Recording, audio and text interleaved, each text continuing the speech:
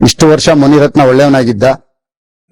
Doctor Manjunath ಗೆದ್ದ ಮೇಲೆ, ಡಿ.ಕೆ. ಸುರೇಶ್ ಸೋತ ಮೇಲೆ, 2 ಬಾರಿ ನನ್ನ ಮೇಲೆ ಸೋತಂತ ಕುಸುಮ ಇಷ್ಟಾದ್ಮೇಲೆ ನನ್ನ ಮೇಲೆ ಎಲ್ಲಾ ಪ್ರಕರಣಗಳು ದಾಖಲಾಗ್ತಾ ಇರೋದು. ನನ್ನ ಪೋಸ್ಟರ್ಗೆ ಕಾಮುಕ ಅಂತ ಬರೆಯೋದು, ಫ್ಲೆಕ್ಸ್ಗಳ ಮೇಲೆ ಅತ್ಯಾಚಾರಿ ಅಂತ ಬರೆಯೋದು, 1, 2 ಮಾಡ್ತಾ ಇರೋದು. ರಸ್ತೆಗಳಲ್ಲಿ ಕಲ್ಲೆತ್ಕೊಂಡು ಹೊಡೆಯೋದು, ಮಟ್ಟೆಯಲ್ಲಿ ಹೊಡೆಯೋದು, ತುಂಬಾ ಹಿಂಸೆ. ಇದಕ್ಕೆಲ್ಲ ದೇವರಿದ್ದಾರೆ, ದೇವರೇ ನೋಡ್ಕೊಳ್ತಾರೆ.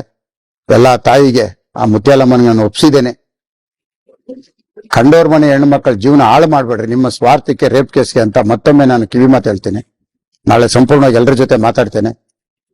ಒಂದು ಕಡೆ ಇವತ್ತು ಏನು ನ್ಯಾಯಾಲಯಕ್ಕೆ ಬಿ ರಿಪೋರ್ಟ್ ವರದಿ ಕೊಟ್ಟಿದ್ದಾರೆ, ಅದು ಎಲ್ಲೋ ಒಂದ್ ಕಡೆ ಸತ್ಯ ಇದೆ ಅನ್ನೋದು ಗೊತ್ತಾಗ್ತಾ ಇದೆ.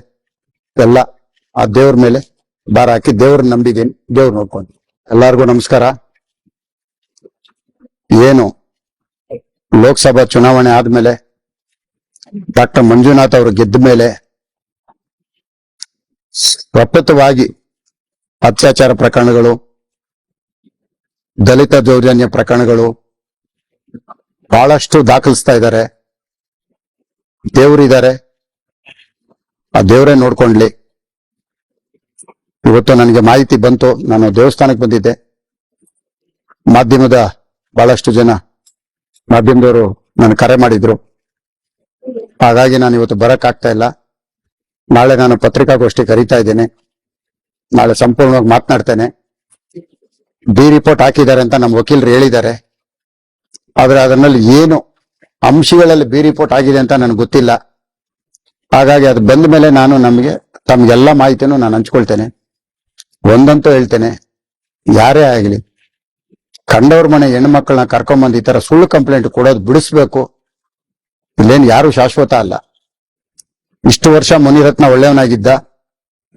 ಡಾಕ್ಟರ್ ಮಂಜುನಾಥ್ ಗೆದ್ದ ಮೇಲೆ, ಡಿ.ಕೆ. ಸುರೇಶ್ ಸೋತ ಮೇಲೆ, 2 ಬಾರಿ ನನ್ನ ಮೇಲೆ ಸೋತಂತ ಕುಸುಮ ಇಷ್ಟಾದ್ಮೇಲೆ ನನ್ನ ಮೇಲೆ ಎಲ್ಲಾ ಪ್ರಕರಣಗಳು ದಾಖಲಾಗ್ತಾ ಇರೋದು.